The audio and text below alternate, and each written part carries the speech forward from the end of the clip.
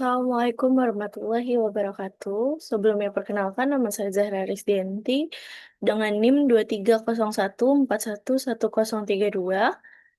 dari kelas 3 TPJJ 2 akan menjelaskan tentang perancangan jalan tol, kebijakan jalan tol.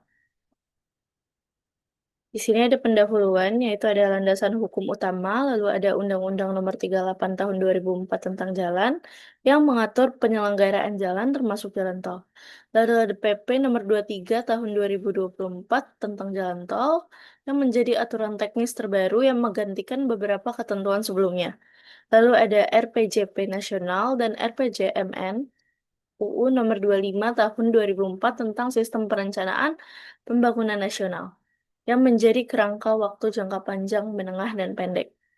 Lalu ada RT/RW nasional dan provinsi, UU nomor 26 tahun 2007 tentang penataan ruang, PP nomor 21 tahun 2021 sebagai basis spesial perencanaan jalan tol. Lalu ada Rencana Umum Jaringan Jalan (RUJJ) dan Rencana Umum Jaringan Jalan Tol (RUJTT).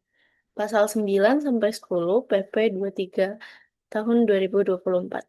Lalu kebijakan perencanaan jalan tol lahir dari RUJTT dan Master Plan. Jangka pendek mengikuti RPJMN 5 tahunan, jangka menengah horizon 10 tahun sinkronisasi dengan pengembangan wilayah, lalu ada jangka panjang mengacu pada RPJP nasional 20 tahun. Dasarnya ada di PP 23 tahun 2024, pasal 9 sampai dengan 13 dan pasal 56 sampai dengan 58. Lalu ada kebijakan perencanaan jalan tol jangka pendek, menengah, dan panjang. Berdasarkan PP 2024, Pasal 17, Rencana Umum Jaringan Jalan Tol, Ayat 1, Rencana Umum Jaringan Jalan Tol disusun berdasarkan kebijakan perencanaan jalan tol. Ayat 5, rencana ini mencakup rencana jangka pendek, jangka menengah, dan jangka panjang yang ditinjau ulang secara periodik sesuai perkembangan. PP 23 tahun 2024 secara eksplisit mengatur kebutuhan adanya 3 horizon perencanaan. Pendek, menengah, panjang dalam rencana jaringan jalan tol. Untuk pasal 15 sendiri, faktor pengaturan perencanaan. Pemerintah pusat dalam membuat kebijakan perencanaan minimal memperhatikan rencana pembangunan jangka panjang nasional, rencana pembangunan jangka menengah nasional, rencana tata ruang, rencana keselamatan nasional, sistem transportasi nasional, implementasi pembangunan jalan berkelanjutan. Lalu selanjutnya ada jalan tol jangka pendek. Tujuannya untuk menyelesaikan pembangunan jalan tol yang sudah direncanakan dan dalam proses konstruksi.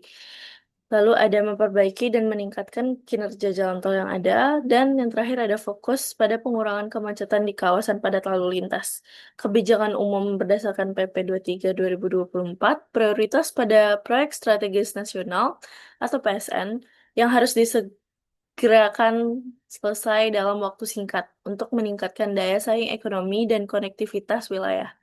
Lalu, perbaikan infrastruktur yang sudah ada dalam 1 sampai 5 tahun fokus pada peningkatan kualitas jalan tol yang sudah ada, termasuk peningkatan kapasitas dan kualitas pelayanan. Kolaborasi dengan swasta menggunakan skema kerja sama pemerintah dan badan usaha atau KPBU untuk mempercepat pembangunan dan dengan pendanaan yang lebih fleksibel dan berbagai risiko. Contoh proyek, penyelesaian tol Trans Jawa, Jakarta-Surabaya, lalu ada pembangunan tol Japek 2, dan penyelesaian ruas-ruas yang belum terhubung. Lalu ada tol akses Pelabuhan Patimban untuk mendukung kegiatan ekspor dan logistik. Lalu ada jalan tol jangka menengah. Pembangunan jalan tol ini menghubungkan kawasan-kawasan yang berpotensi sebagai pusat pertumbuhan ekonomi baru, meningkatkan konektivitas antar pulau untuk memperlancar distribusi barang dan jasa. Kebijakan umum berdasarkan PP 23 2024 mengemban infrastruktur jalan tol antar wilayah untuk memperluas jaringan dan meningkatkan distribusi ekonomi di daerah-daerah potensial. Fokus pada tol lintas timur yang menghubungkan kawasan industri, pariwisata, dan pelabuhan strategis. serta tol lintas antar provinsi yang mendukung pembangunan daerah.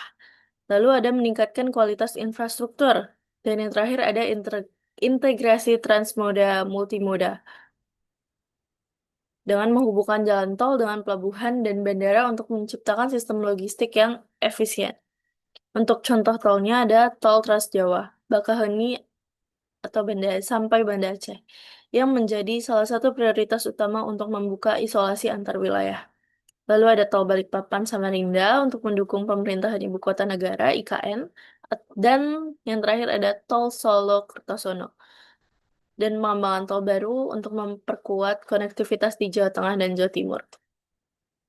Di sini ada jalan tol jangka panjang dengan tujuan mewujudkan jaringan tol yang merata di seluruh Indonesia, meningkatkan daya saing nasional dan ekonomi berkelanjutan.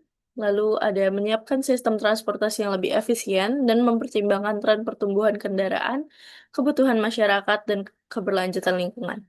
Kebijakan umum berdasarkan PP 23/2024, pengembangan tol di kawasan terpencil dan terluar, perencanaan jalan tol akan meluas ke kawasan yang selama ini belum terhubung secara memadai dengan jaringan jalan utama. Lalu ada sistem integrasi transportasi, lalu ada perencanaan berdasarkan kebutuhan ekonomi dan sosial, dan yang terakhir ada penggunaan teknologi canggih, seperti mengintegrasikan teknologi smart roads yang mampu mengoptimalkan manajemen lalu lintas, keamanan, dan pemeliharaan jalan tol secara efisien. Contoh rencananya seperti tol lintas Kalimantan yang menghubungkan berbagai provinsi dan mendukung pengembangan ekonomi.